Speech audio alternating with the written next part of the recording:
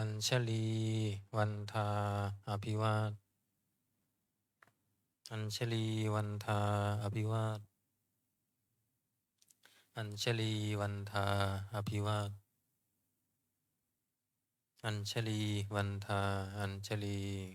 โอกาสขออนุญาตครูบาอาจารย์พระมหาเถระพระเถรานุเถระพระมัชฌิมะพระนวากาการเป็นต้นเสียงธรรมวัดเย็นเป็นหนังสือสวดมนต์แปลเล่มใหญ่หน้าหนึ่งโยโสภะคะวะอะระหังสัมมาสัมพุทโธพระผู้มีพระภาคเจ้านั้นพระองค์ใดเป็นพระอรหันต์ดับเพลิงกิเลสเพลิงทุกข์สิ้นเชิงตรัสรู้ชอบได้โดยพระองค์เองสวากขาโตเยนะภะคะวะตาธัมโมพระธรรมเป็นธรรมอันพระผู้มีพระภาคเจ้าพระองค์ใดตรัสไว้ดีแล้วสุปฏิปันโนยัสสะภะคะวะโตสาวกสังโฆพระสงฆ์สาวกของพระผู้มีพระภาคเจ้าพระองค์ใดปฏิบัติดีแล้วตัมมายังภะคะวันตังสะธัมมังสะสังฆังอิเมหิสกการเรหิยะถาระหังอาโรปิเตหิอาภิปุชยามาข้าพระเจ้าทั้งหลายขอบูชาอย่างยิ่งซึ่งพระผู้มีพระภาคเจ้าพระองค์นั้นพร้อมทั้งพระธรรมและพระสงฆ์โดยเครื่องสักการะทั้งหลายเหล่านี้อันยกขึ้นตามสมควรแล้วสาธุโนพันเตภะคะวะสุจิระปารินิพุตโตปิข้าแต่พระองค์ผู้เจริญพระผู้มีพระภาคเจ้าแม้ปรินิพพานนานแล้วทรงสร้างคุณอันสำเร็จประโยชน์ไว้แก่ข้าพระเจ้าทั้งหลายปัจฉิมาชนะตานุกัมปมานาสาทรงมีพระหฤทัยอนุเคราะห์แก่พวกข้าพระเจ้าอันเป็นชนรุ่นหลังอิเมสการเรทุกขตะปันนาการะภูเตปฏิคันหาตุขอพระผู้มีพระภาคเจ้าจงรับเครื่องสักการะอันเป็นบรรณาการของคนยากทั้งหลายเหล่านี้อัมหากังทีคารตังหิตายะสุขายะเพื่อประโยชน์และความสุขแก่ข้าพระเจ้าทั้งหลายตลอดกาลละนานเทอญอะระหังสัมมาสัมพุทโธภะคะวาพระผู้มีพระภาคเจ้าเป็นพระอรหันต์ดับเพลิงกิเลสเพลิงทุกข์สิ้นเชิงตรัสรู้ชอบได้โดยพระองค์เองพุทธังภคะวันตังอภิวาเทมิข้าพระเจ้าอภิวาทพระผู้มีพระภาคเจ้าผู้รู้ผู้ตื่นผู้เบิกบานสวากขาโตภะคะวะตาธัมโมพระธรรมเป็ เป็นธรรมที่พระผู้มีพระภาคเจ้าตรัสไว้ดีแล้วธัมมังนามัสสามิข้าพระเจ้านามัสการพระธรรมสุปฏิปันโนภะคะวะโตสาวกสังโฆพระสงฆ์สาวกของพระผู้มีพระภาคเจ้าปฏิบัติดีแล้วสังฆังนามามิข้าพระเจ้านอบน้อมพระสงฆ์อันธรรมยังพุทธัสสะภะคะวะโตบุพพาคณามการังกโรมาเสนะโมตัสสะภะคะวะโตขอนอบน้อมแด่พระผู้มีพระภาคเจ้าพระองค์นั้นอะระหะโตซึ่งเป็นผู้ไกลจากกิเลสสัมมาสัมพุทธัสสะตรัสรู้ชอบได้โดยพระองค์เองนะโมตัสสะภะคะวะโตขอนอบน้อมแด่พระผู้มีพระภาคเจ้าพระองค์นั้นอะระหะโตซึ่งเป็นผู้ไกลจากกิเลสสัมมาสัมพุทธัสสะตรัสรู้ชอบได้โดยพระองค์เองนะโมตัสสะภะคะวะโตขอนอบน้อมแด่พระผู้มีพระภาคเจ้าพระองค์นั้นอะระหะโตซึ่งเป็นผู้ไกลจากกิเลสสัมมาสัมพุทธัสสะตรัสรู้ชอบได้โดยพระองค์เองหนังสือที่หน้า19ธรรมเย็นอันธรรมยังพุทธานุสตินายังกโรมาเสตังโคปานาภะคะวันตังเอวังกัลลยาโนกิติสัพโทอะภุคโตก็กิตติศัพท์อันงามของพระผู้มีพระภาคเจ้านั้นได้ฟุ้งไปแล้วอย่างนี้ว่าอิติปิโสภะคะวาเพราะเหตุอย่างนี้อย่างนี้พระผู้มีพระภาคเจ้านั้นอะระหังเป็นผู้ไกลจากกิเลสสัมมาสัมพุทโธเป็นผู้ตรัสรู้ชอบได้โดยพระองค์เองวิชา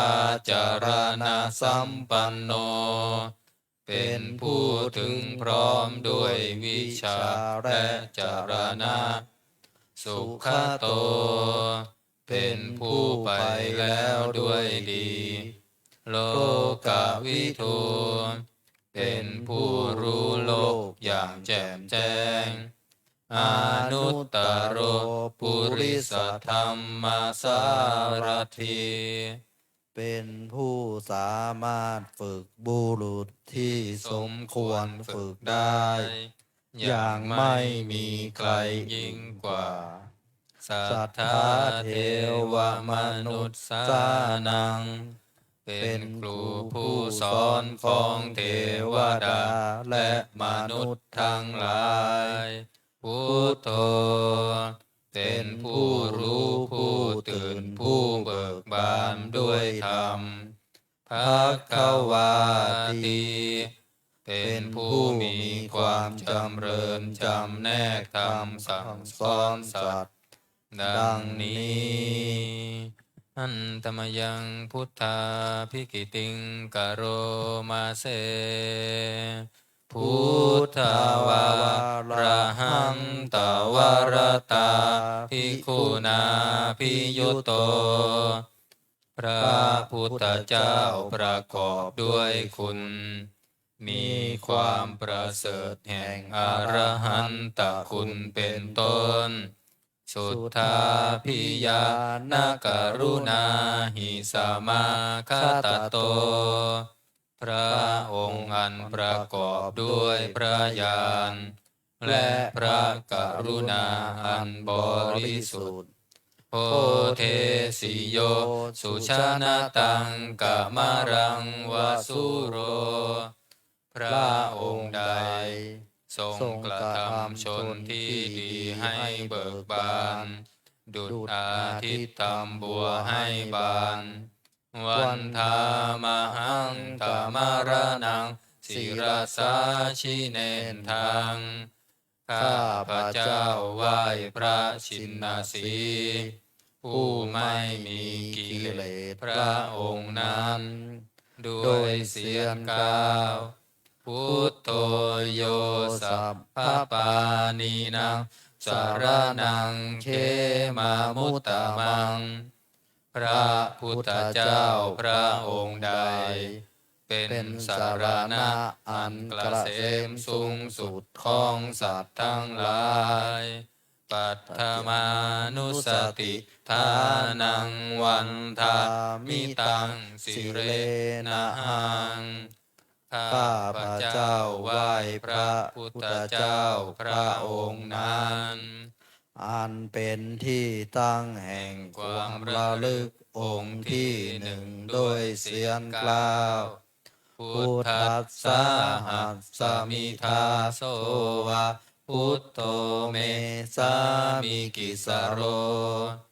ข้าพระเจ้าเป็นทาสของพระพุทธเจ้าพระพุทธเจ้าเป็นนายมีอิสระเนื้อข้าพระเจ้าพุทโธทุกขัสสะทาตาจาวิทาตาจาหิตัสสะเม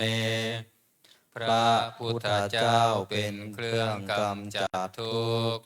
และทรงไว้ซึ่งประโยชน์แก่ข้าพระเจ้าพุทธัสสะหังนิยาเทมิสารีรันชีวิตันจิทังข้าพระเจ้ามอบกายถวายชีวิตนี้แด่พระพุทธเจ้าวันทันโตหังจาริสามิพุทธัสเสวะสุโพธิตังข้าพระเจ้าผู้ไหวอยู่จักประพฤติตามซึ่งความตรัสรู้ดีของพระพุทธเจ้านัตถิเม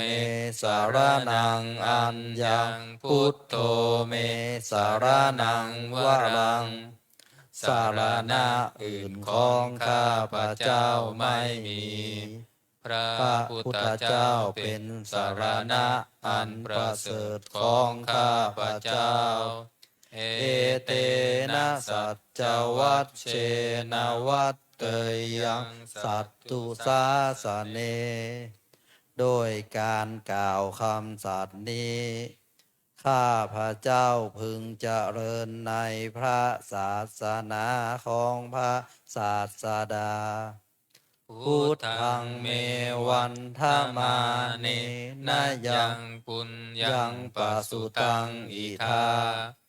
ข้าพระเจ้าผู้ไหวอยู่ซึ่งพระพุทธเจ้า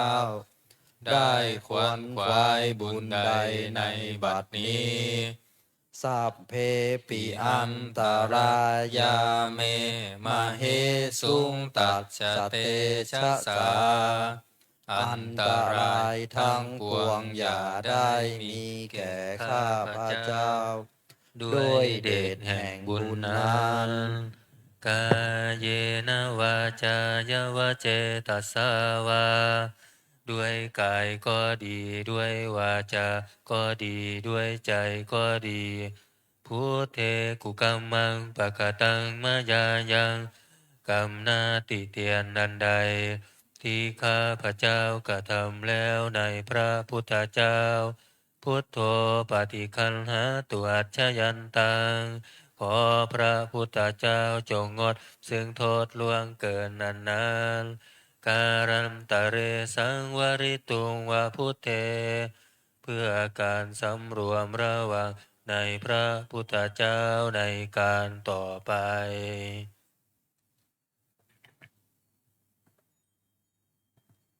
อันธรรมยังธรรมานุสตินะยังกโรมาเซสวาคาโตภะคะวตาธัมโมพระธรรมเป็นสิ่งที่พระผู้มีพระภาคเจ้าตรัสไว้ดีแล้วสันทิติโกเป็นสิ่งที่ผู้ศึกษาและปฏิบัติพึงเห็นได้ด้วยตนเองอาการิโกเป็นสิ่งที่ปฏิบัติได้และให้ผลได้ไม่จำกัดการเอหิปัสสิโกเป็นสิ่งที่ควรกล่าวกับผู้อื่นว่าท่านจงมาดูเถิดโอปานายิโกเป็นสิ่งที่ควรน้อมเข้ามาใส่ตัวปัจจตังเวทิตาโพวินยูหิติเป็นสิ่งที่ผู้รู้ก็รู้ได้เฉพาะตนดังนี้อันธรรมยังธรรมาภิกิติงกโรมาเสสวาคาตตาทิคุณาโยคาวาเสนาเสยโยพระธรรมเป็นสิ่งที่ประเสริฐเพราะประกอบด้วยคุณคือความที่พระผู้มีพระภาคเจ้าตรัสไว้ดีแล้วเป็นต้นโยมัคคปากะปริยัตติวิโมกขเพโทเป็นธรรมอันจำแนกเป็นมรรคผลปริยัติและนิพพานธัมโมกุโลกัปปตนาตถาธาริธารีเป็นธรรมทรงไว้ซึ่งผู้ทรงธรรมจากการตกไปสู่โลกที่ชั่ววันธามหังตมหารังวรธรรมเมตังข้าพระเจ้าไหว้พระธรรมอันประเสริฐนั้นอันเป็นเครื่องกำจัดเสียซึ่งความมืดธัมโมโยสัพพปานีนังสารนังเขมามุตตะมังพระธรรมใดเป็นสารณะอันเกษมสูงสุดของสัตว์ทั้งหลายทุติยานุสติทานังวันทามิตังสิเร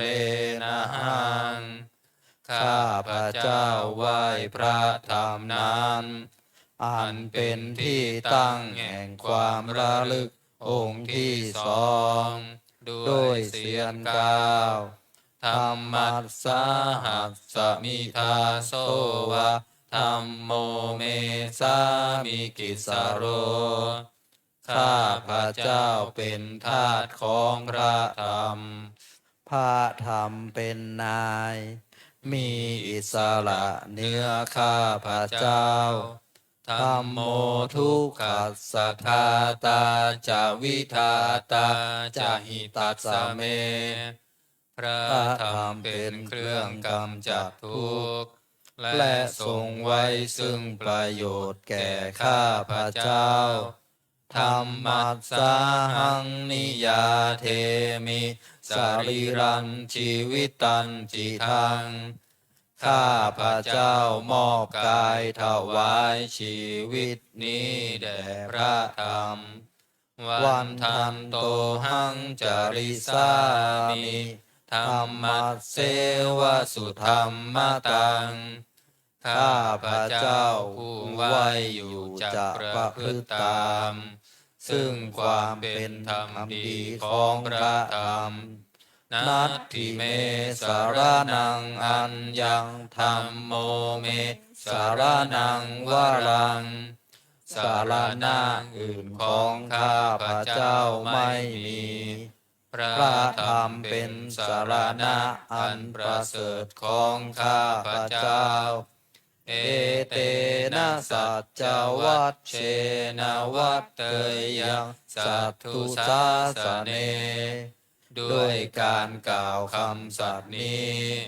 ข้าพระเจ้าพึงเจริญในพระศาสนาของพระศาสดา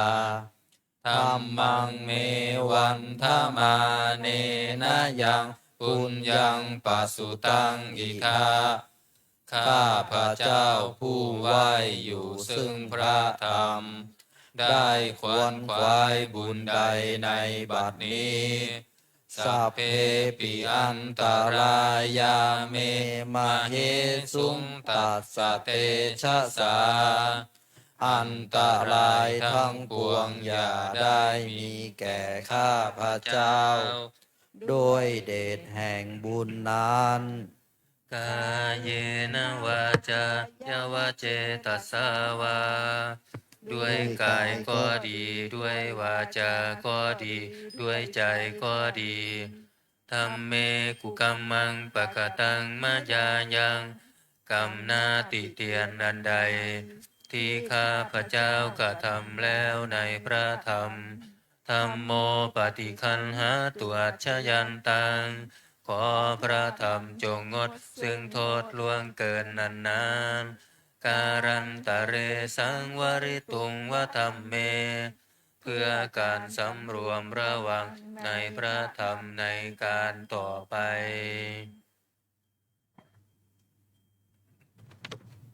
อันตมยังสังขานุสตินายังกโรมาเสสุปฏิปันโนภะคะวะโตสาวกสังโฆทรงสาวกของพระผู้มีพระภาคเจ้าปฏิบัติดีแล้วอุชุปฏิปันโนภะคะวะโตสาวกสังโฆทรงสาวกของพระผู้มีพระภาคเจ้าปฏิบัติตรงแล้วยายาปฏิปันโนภะคะวะโตสาวกสังโฆทรงสาวกของพระผู้มีพระภาคเจ้าปฏิบัติเพื่อรู้ธรรมเป็นเครื่องออกจากทุกข์แล้วสามีจิปฏิปันโนภะคะวะโตสาวกสังโฆทรงสาวกของพระผู้มีพระภาคเจ้าปฏิบัติสมควรแล้วยะทิทางได้แก่บุคคลเหล่านี้คือจัตตาริปุริสายุคานิอัตถปุริสบุคลาผู้แห่งบุรุษสี่คู่นับเรียงตัวบุรุษได้8บุรุษเอสะภะคะวะโตสาวกสังโฆนั่นแหละทรงสาวกของพระผู้มีพระภาคเจ้าอาหุเนยโย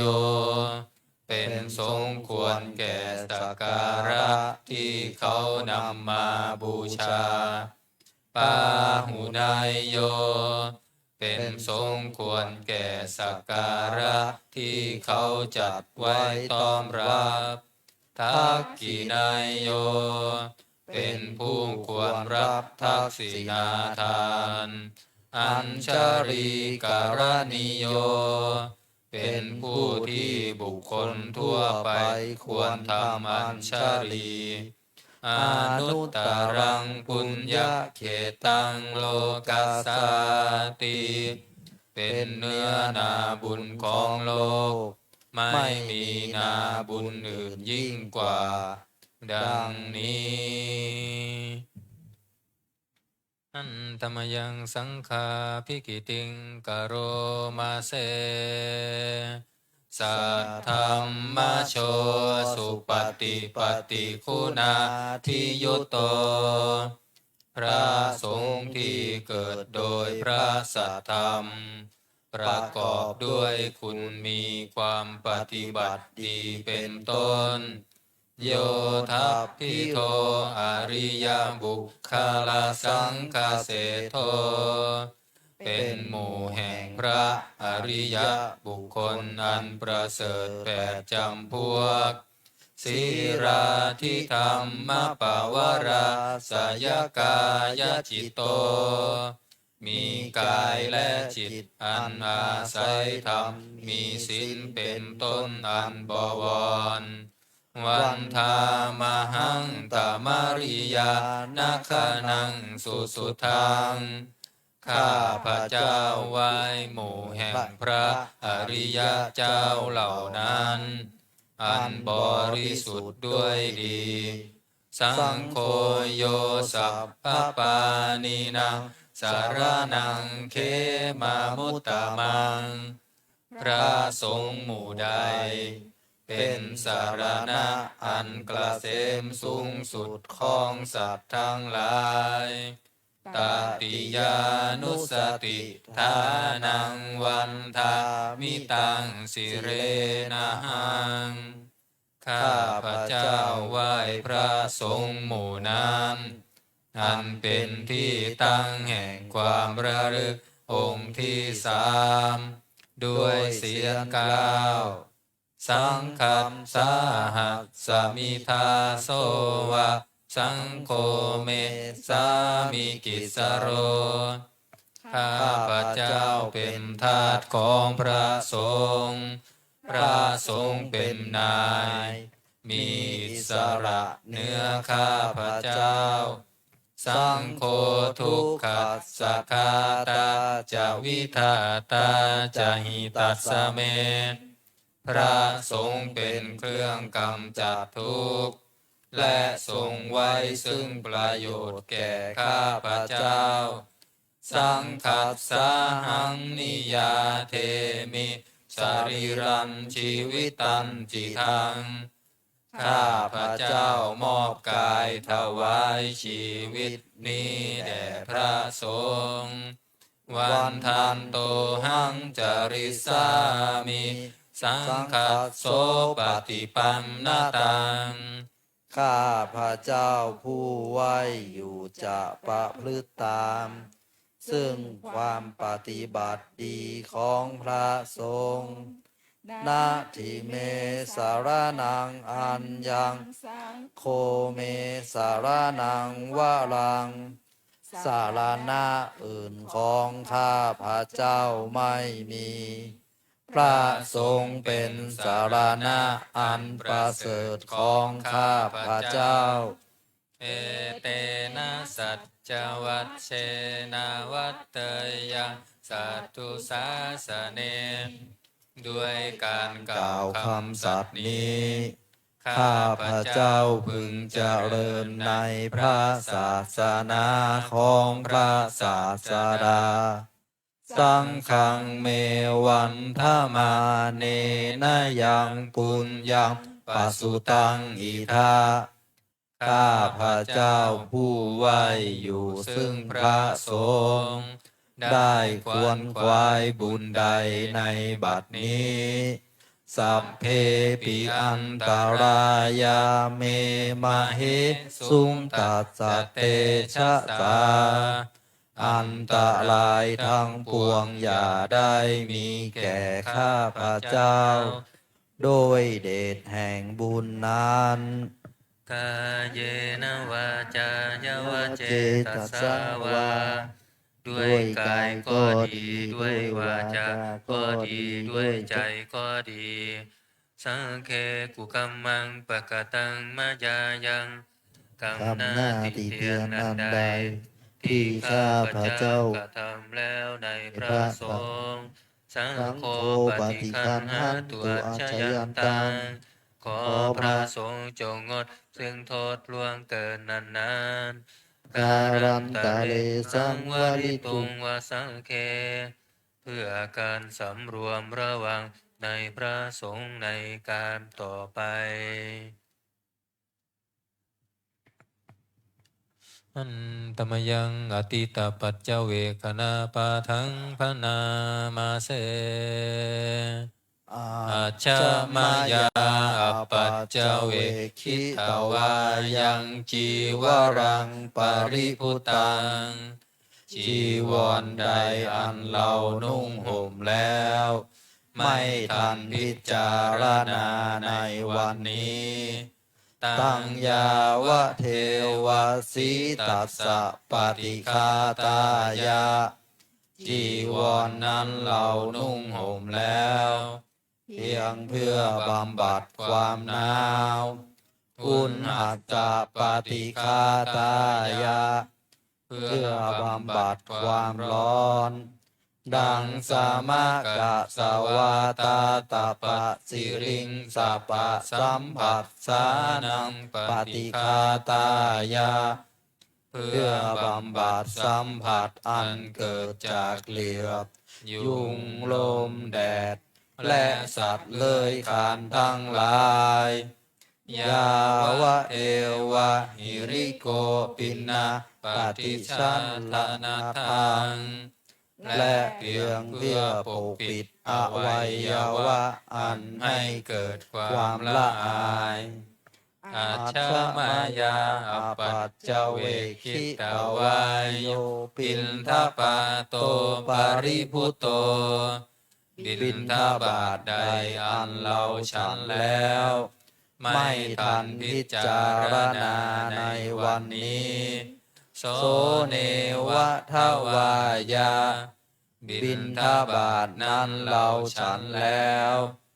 ไม่ใช่เป็นไปเพื่อความเพลิดเพลินสนุกสนานนามาทายา ไม่ใช่เป็นไปเพื่อความเมามันเกิดกำลังพลังทางกายนามันดานายา ไม่ใช่เป็นไปเพื่อประดับนาวิปูสนายา ไม่ใช่เป็นไปเพื่อตกแต่ง ยาวะเทวะอิมัสสกายสสะทิฏฐิยา แต่ให้เป็นไปเพื่อความตั้งอยู่ได้แห่งกายนี้ ยาปนายา เพื่อความเป็นไปได้ของอัตภาพ วิหิงสุปารติยา เพื่อความสิ้นไปแห่งความลำบากทางกาย พรหมจาริยานุคหายา เพื่ออนุเคราะห์แก่การประพฤติพรหมจรรย์อิติปุรานันจะเวทนังปฏิหังคามิด้วยการทำอย่างนี้ เราย่อมระงับเสียได้ ซึ่งทุกขเวทนาเก่าคือความหิวนาวันจะเวทนังนาอุปาเทสามิ และไม่ทำทุกขเวทนาใหม่ให้เกิดขึ้น ยาตาราจะเมภวิสติอนวัชชตาจะพาสุวิหารโรจาติอันหนึ่งความเป็นไปโดยสะดวกแห่งอัตภาพนี้ด้วย ความเป็นผู้หาโทษมิได้ด้วย และความเป็นอยู่โดยพาสุขด้วยจักมีแก่เราดังนี้อาชามายาอปัจจเวคิตวายังเสนาสนังปริพุตัง เสนาสนะใดเราใช้สอยแล้ว ไม่ทันพิจารณาในวันนี้ ตังยาวะเทวะสีตัสสะปฏิคาตายะ เสนาสนะนั้นเราใช้สอยแล้ว เพียงเพื่อบำบัดความหนาว อุณหัสสะปฏิฆาตายะเพื่อบำบัดความร้อนดังสมกะสวาตาตาปะสิริงสะปะสัมผัสสานังปฏิฆาตายะเพื่อบำบัดสัมผัสอันเกิดจากเหลือบยุงลมแดดและสัตว์เลื้อยคลานทั้งหลายยาวะเทวะอุตุปาริสยวิโนทานังปฏิสังลานารามัตถังเพียงเพื่อบรรเทาอันตรายอันพึงมีจากดินฟ้าอากาศและเพื่อความเป็นผู้ยินดีอยู่ได้ในที่หลีกเล่นสำหรับภาวนาอัจฉมายาปัจจเวคิตวายโยคิลานะปัจจยะเอสัจฉปริคาโรปริพุตโตคิลานะเพสัตบริคารใดอันเราบริโภคแล้วไม่ทันพิจารณาในวันนี้โสยาวะเทวะอุปันนานังเวยาภาธิกานังเวทนานังปฏิฆาตายะคิลานะเพสัตบริขารนั้นเราบริโภคแล้วเพียงเพื่อบำบัดทุกขเวทนาอันบังเกิดขึ้นแล้วมีอาพาธต่างๆเป็นมูลอาพยาปัชชะปรมาตายาติเพื่อความเป็นผู้ไม่มีโรคเบียดเบียนเป็นอย่างยิ่งดังนี้อันธรรมยังอุทิศนาทิฏฐานาคาทายโยพนามาเสอิมินาปุญญกรรมเมนาด้วยบุญนี้อุทิศให้อุปัชฌายาคุณุตรา อุปัชฌาย์ผู้เลิศคุณอาจาริยุปการาจาและอาจารย์ผู้เกื้อหนุนมาตาปิตาจยาตากาทั้งพ่อแม่และพวงญาติสุริโยจันทิมาราชาสุจันทร์และราชาปุณวันตานราปิจาผู้ทรงคุณหรือผู้ทรงชาติพระมมาลาจาอินทาจาพรหมารและอินทราชโลกปาลาจาเทวตาทั้งถวยเทพและโลกบาลยะโมมิตามนุสาจายมราชมนุษย์มิตรมัชฌัตตาเวริกาปิจาผู้เป็นกลางผู้จองผา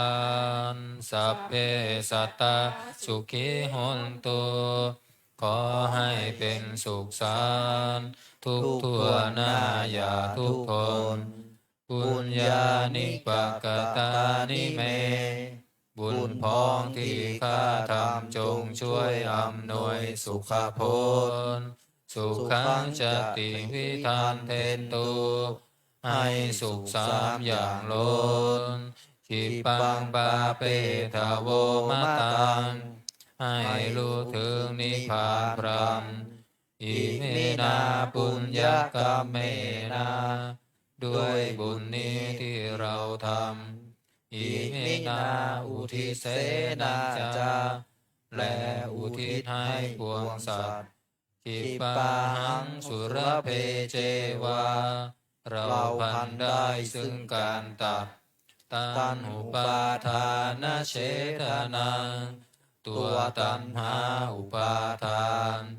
เยสันตาเนหินาธรรมา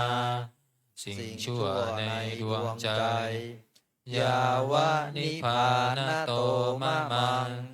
กว่าเราจะถึงนิพพาน นัสสันตุสัพพทาเยวามาลายสิ้นจากสันดานยัจฉะ ชาโตภาเวภาเว ทุกภพที่เราเกิดอุชุจิตตังสติปัญญามีจิตตรงและสติทั้งปัญญาอันประเสริฐสันเลโควิริยัมหินาพร้อมทั้งความเพียรเลิศเป็นเครื่องขูดกิเลสหายมาราระพันตุโนกาสังโอกาสอย่าพึงมีแก่หมู่มารสิ้นทั้งหลายกาตุนจาวิริเยสุเมเป็นช่องประทุษร้ายทำลายล้างความเพียรจมพุทธาธิปาวโรนาโทพระพุทธผู้บวรนาถธัมโมนาโทวารุตตโมพระธรรมที่พึงอุดมนาโทปัจเจกพุทโธจาพระปัจเจกพุทธสงฆ์สังโฆนาโทตโรมะมังทบพระสงฆ์ที่พึงพยองเตโสตมานุภาเวนะด้วยอานุภาพนั้นมาโรกาสังละพันตุมาขอหมู่มารอย่าได้ช่องทัสสะปุญญานุภาเวนะด้วยเหตุบุญทั้ง10ปองมาโรกาสังละพันตุมาอย่าเปิดโอกาสแก่มารเถิดเปิดไปที่หน้า38นะโอวาทปาติโมกข์หน้า38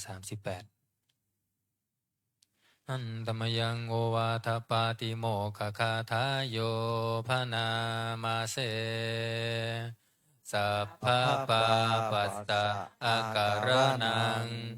การไม่ทำบาปทั้งปวงกุศลสุปสัมปทาการทำกุศลให้ถึงพร้อมสัจจิตตปริโยทัปปนังการชำระจิตของตนให้ขาวรอบเอตังพุทธานาสาสนังทำ3อย่างนี้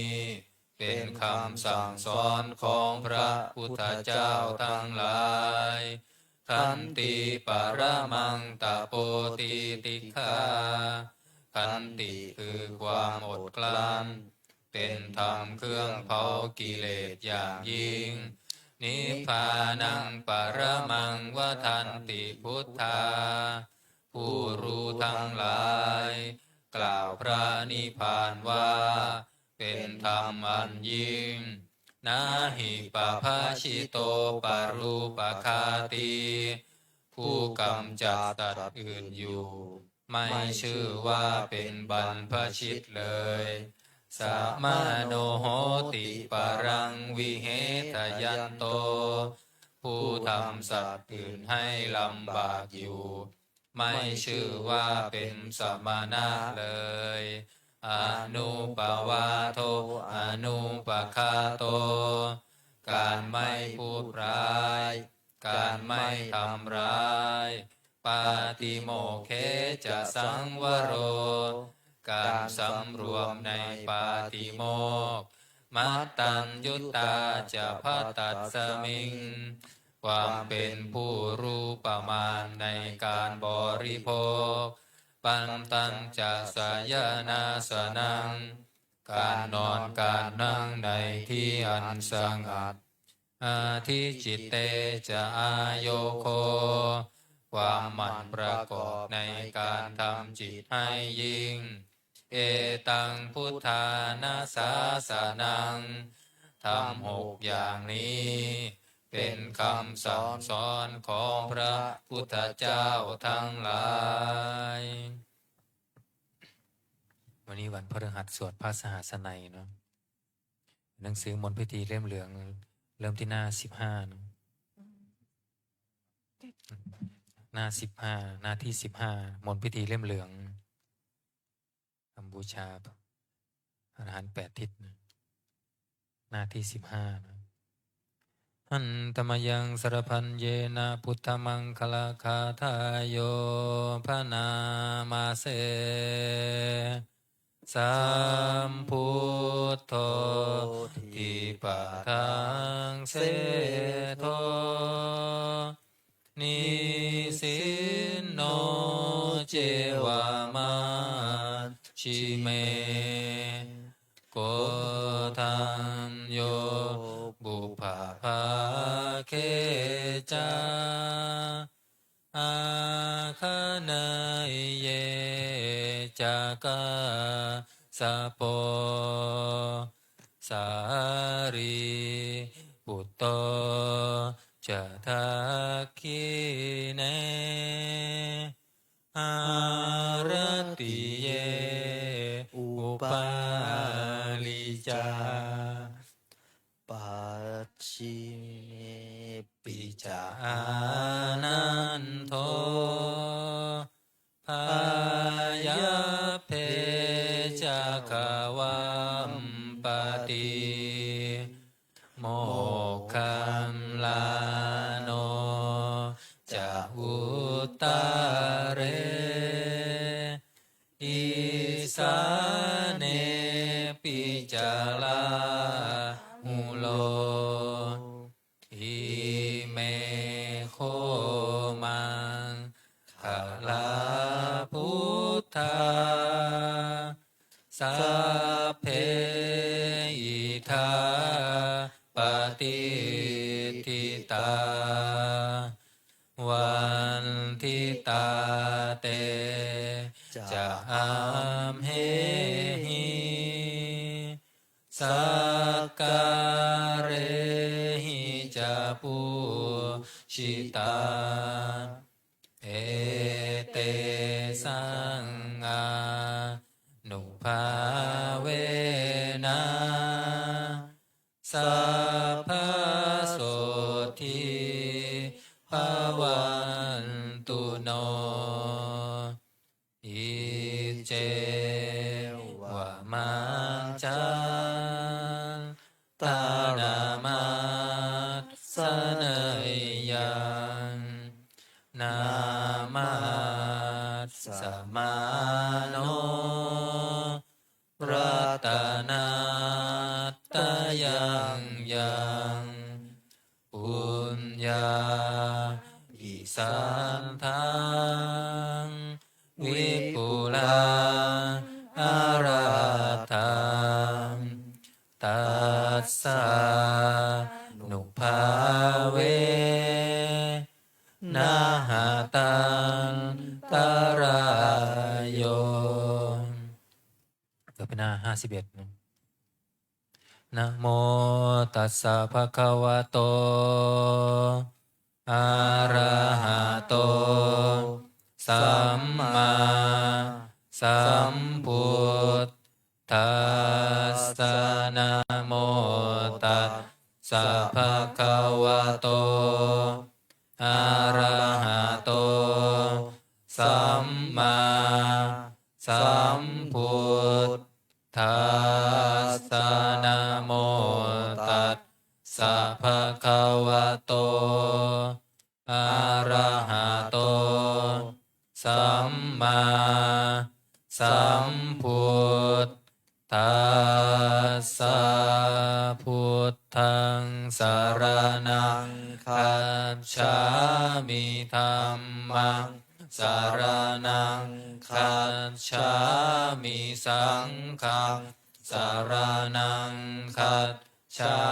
มิทุติยัมปิพุทธังสรณังคัจฉามิทุติยัมปิธัมมังสรณังคัจฉามิทุติยัมปิสังฆังสรณังคัจฉามิตติยัมปิพุทธังสรณังคัจฉามิตติยัมปิธัมมังสรณังคัจฉามิตติยัมปิสังฆังสรณังคัจฉ ชามิเปิดไปหน้า251ภาษาสนัย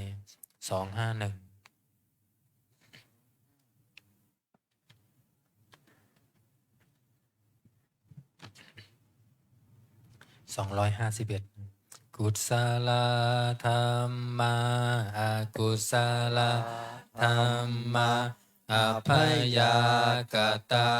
ธรรมากัตตะเมธรรมากุศลยัสสมิงสมาเยโลกุตรังชานังภาเวตินิยานิกังอปัจจยคามิงทิฏฐิคตานังปะหานายะปัต ตมายะภูมิยาปฏิยาวิวิเจวกาเมหิปัตมังชานังอุปสัมปัตชาวิหารติทุกขาปฏิปทังทันทาพิญญาทุกขาปฏิปทังคิปปาพิญญังสุขาปฏิปทังทันทาพิญญังสุขาปฏิปทังคิปปาพิญญังตัสสมิงสมาเยภะโสโหติอาวิเคโปโหติเมธัมมากุศลกัตตะเมธัมมากุศลยัสสมิงสมาเยโลกุตรังชานังภาเวตินิยานิกังอปัจจยคามิงทิฏฐิคตานังปหานายะปัตมายะภูมิยาปฏิยาวิตักกวิจารานังอุปัสสมาทุติยังชานังตติยังชานังจตุทังชานังปัฏฐมังชานังปัญจมังชานังอุปสัมปัตชาวิหารติทุกขาปฏิปทังทันทาพิญญังทุกขาปฏิปทังคิปปาพิญญังสุขาปฏิปทังทันทาพิญญังสุขาปฏิปทังคิปปาพิญญังตัสสมิงสมาเยภะโสโหติอาวิเคโปโหติเม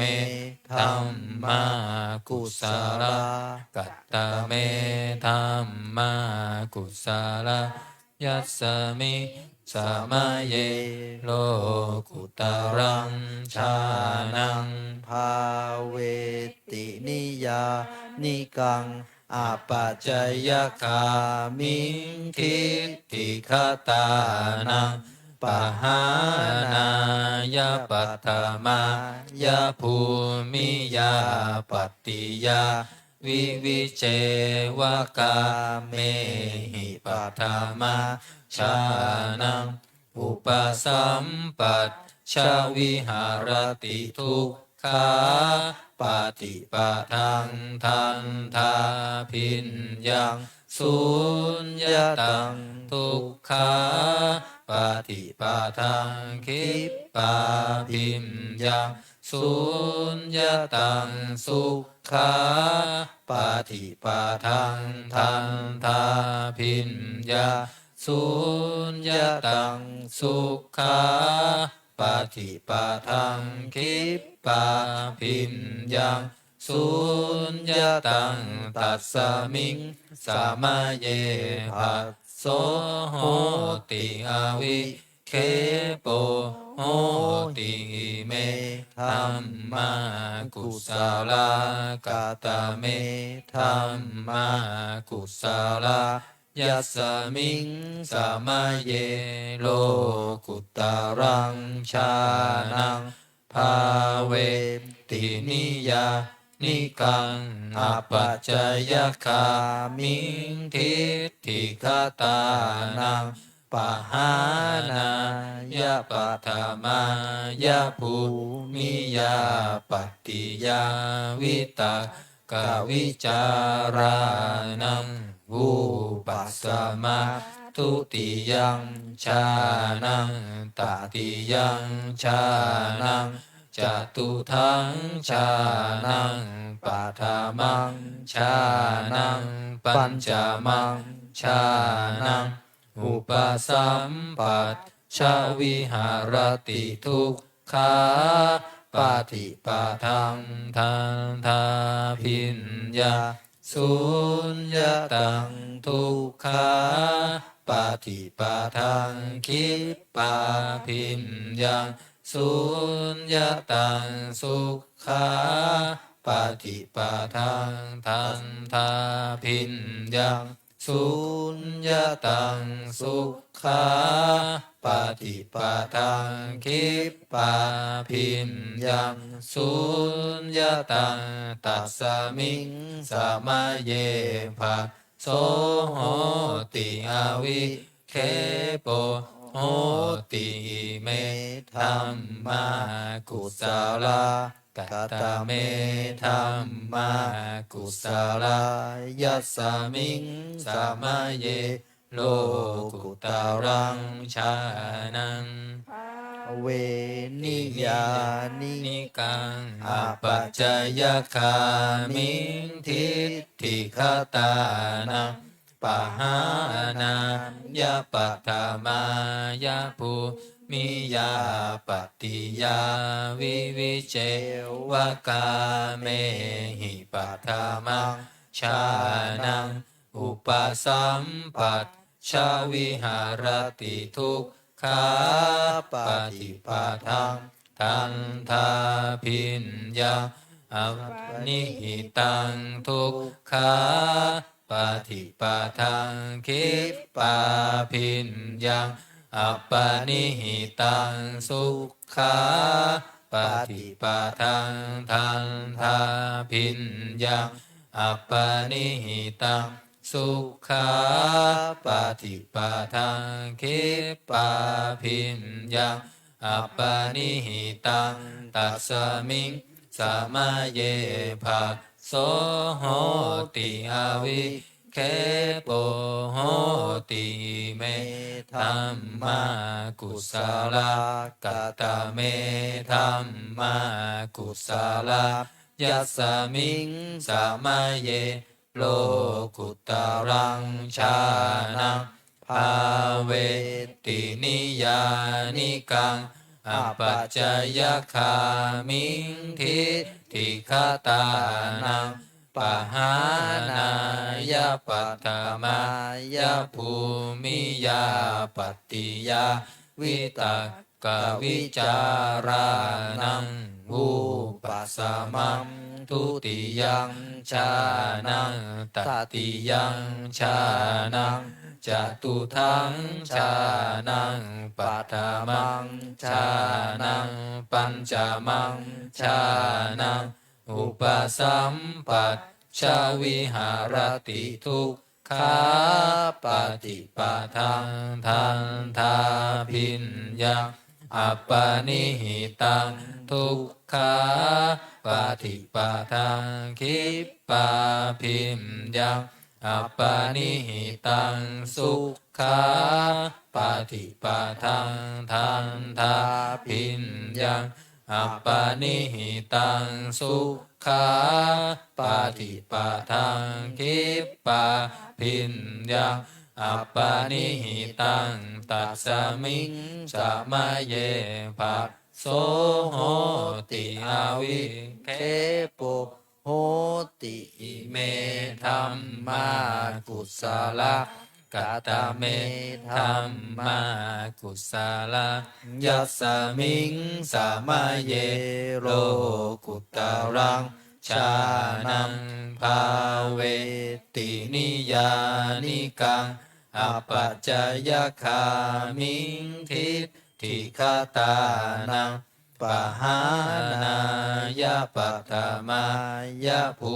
มิยาปฏิยาวิเจวกาเมหิปัฏฐมังชา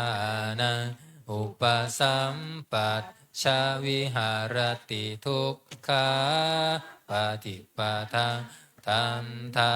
พินยังฉันทาทิปัตเต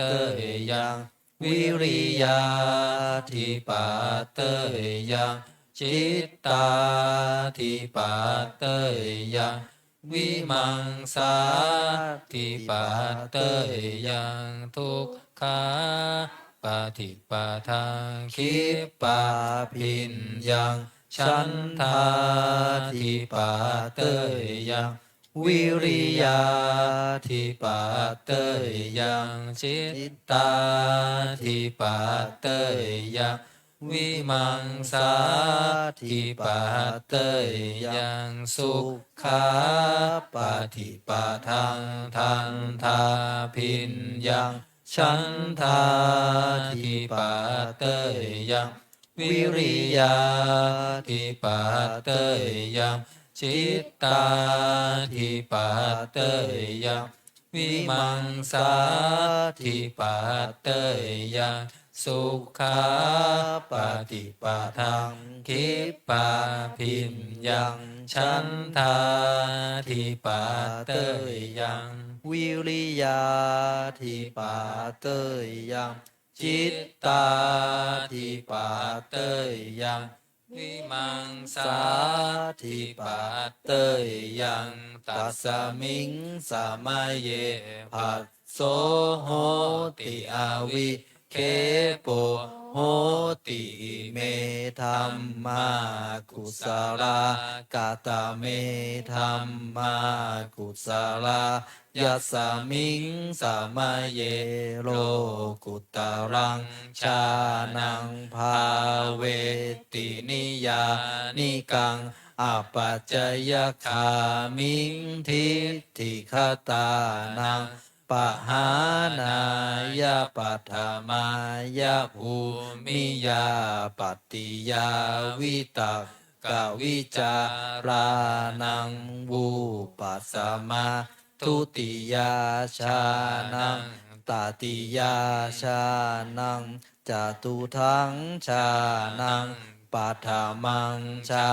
นังปัญจมังชานังอุปสัมปัตชาวิหารติทุกขาปฏิปทังทันทาพินยังฉันทาทิปัตเตยังวิริยาทิปัตเตยังจิตตาทิปัตเตยังวิมังสาทิปัตเตยังทุกขาปฏิปทังคิปาพินยังฉันทาทิปัตเตยังวิริยาทิปัตเตยังจิตตาทิปัตเตยังวิมังสาทิปัตเตยังสุขาปฏิปทังทันทาพินยังฉันทาทิปัตเตยังวิริยาทิปัตเตยังจิตตาทิปัตเตยังวิมังสาทิปัตเตยังสุขา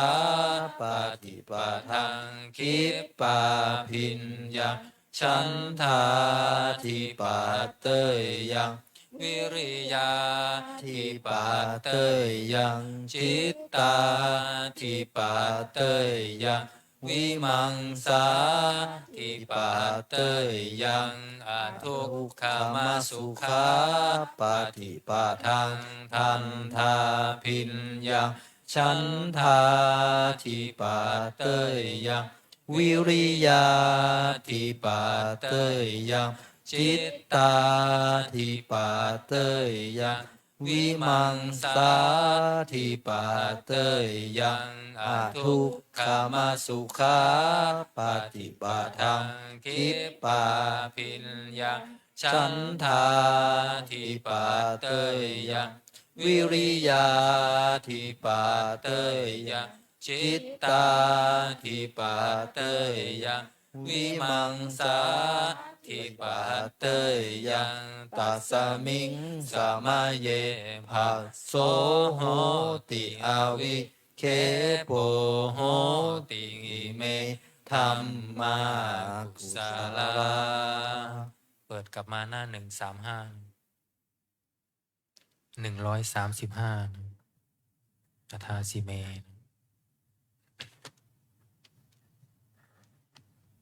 อัฏฐาสิเมอากาสิเมยาติเมตตาสะขาจะเมเปตานังทักขินังทัชชาบุพเพกัตตมนุษสรังนาหิรุณนังวาโสโกวายาวันยาปริเทวนานาตังเปตานามัตถายะเอวังติทันติยาตาโยอายัญจะโคทักขินาทินนาสังคัมหิสุปฏิทิตาทิคารตังหิตายัตสถานาโสอุปกัปปติโสยาติธรรมโมจายังนิทัสสิโตเปตานาปูชาจักตาอุลาลาภาลันจะภิกขุนามนุปะทิมนังตุมเหหิปุญญังปะตุตังอนัปปกันติภวันตุสัพพมังคารังรักขันตุสัพพะเทวตาสัพพะพุทธานุภาเวนัสสัทธาโสทิภวันตุเตภวันตุสัพพมังคารังรักขันตุสัพพะเทวตาสัพพะธรรมานุภาเวนัสสัทธาโสทิภวันตุเตภวันตุสัพพมังคารังรักขันตุสัพพะเทวตาสัพพะสังฆานุภาเวนัสสัทธาโสทิภวันตุเตต่อไปจะได้เจริญจิตตภาวนาทำสมาธิสัก10 นาทีนะแล้วแผ่เมตตาพร้อมกัน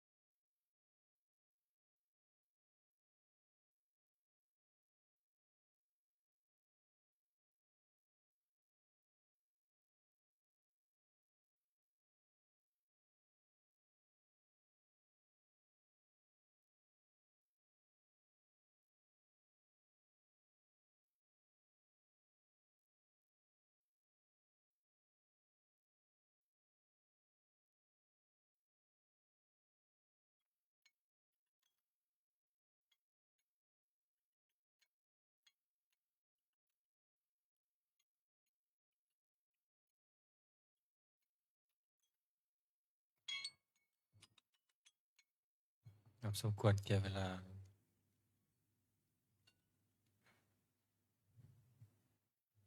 นิมนต์พระภิกษุสงฆ์เจริญพรแม่จีจีเตรียมตัวขอน้ำอุทิศบุญกุศลแผ่เมตตาพร้อมกัน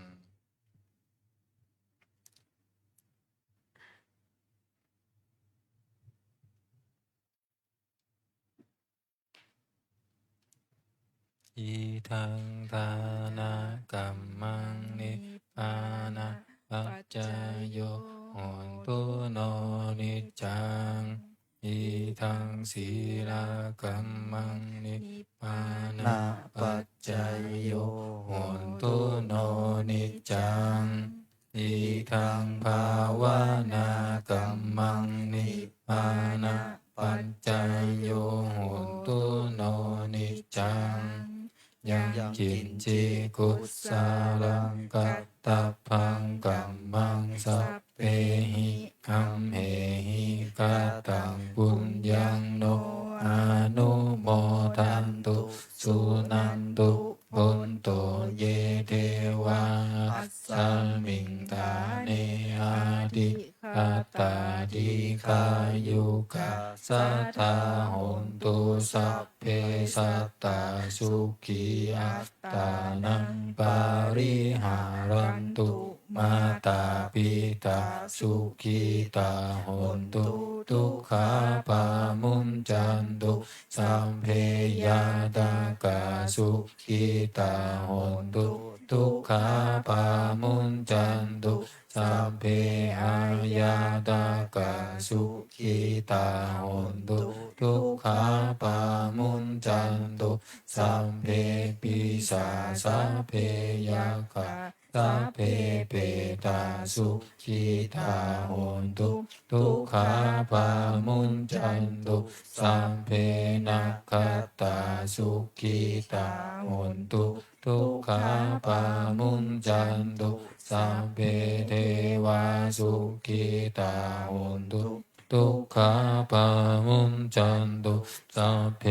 อาจาริโยปัจจายาสุขีตาโหนตุทุกขาปามุนจันตุสัพพะสัมป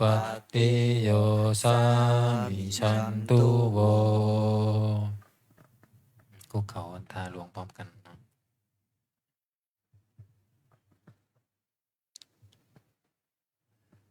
วันทามิพุทธังสัพพะเมวะโตสังฆามะทาเมพันเตวันทามิธัมมังสัพพะเมวะโตสังฆามะทาเมพันเตวันทามิสังฆังสัพพะเมวะโตสังฆามะทาเมพันเตวันทามิคารุอุปปัชฌาอาจาริเยสัพพะเมวะโตสังฆามะทาเมพันเตวันทามิกัมมัฏฐานังสัพพะเมวะโตสังฆามะทาเมพันเตวันทามิอาราเมพันธะสีมังสัพพะเมวะโตสังฆามะทาเมพันเตวันทามิเจติยังสัมพังสัมภะทาเนสุปฏิทิตาสารีละธาตุมหาโพธิพุทธารูปังสักการังสัตตานาคาโลเกเทวะโลเกปรัมมาโลเกจัมปุติเปลังกาติเปสารีรัตถาตุโยเกสาธาตุโยอะระหันตธาตุโยเจติยังกันทากุติจันตุราสีติสาหัสเสธัมมะกันเทสเปสัมปาทะเจติยังอาหังวันทามิสัพพะโสอัญชลีวันทาอภิวาทอัญชลีวันทาอภิวาทอัญชลีวันทาอภิวาท อัญชลีวันทาอัญชลีก้มหมอวันทาน้อยพร้อมกัน สาธุวันทามิพันเตสัพพังอัปปาราทังกามะนาเมพันเตมายากตังปุญญาสามินาอนุโมทิตาภังสามินากตังปุญญังไมหะสาตพังสาธุสาธุอนุโมทามิ อัญชลีวันทาอภิวาทอัญชลีวันทาอภิวาทอัญชลีวันทาอภิวาทอัญชลีวันทาอัญชลีนิมนต์พระภิกษุสงฆ์คุกเขากราบพระมหาเถระพร้อมกันสามเณรีแม่ชีโยคีกราบทีหลังอัญชลีวันทาอภิวาทอัญชลีวันทาอภิวาทอัญชลีวันทาอภิวาทอัญชลีวันทาอัญชลี นิมนต์สามเณรีเชิญแม่ชีโยคีทุกท่านกราบพระอาจารย์พร้อมกันค่ะ อัญชลีวันทาอภิวาทอัญชลีวันทาอภิวาทอัญชลีวันทาอภิวาทอัญชลีวันทาอัญชลี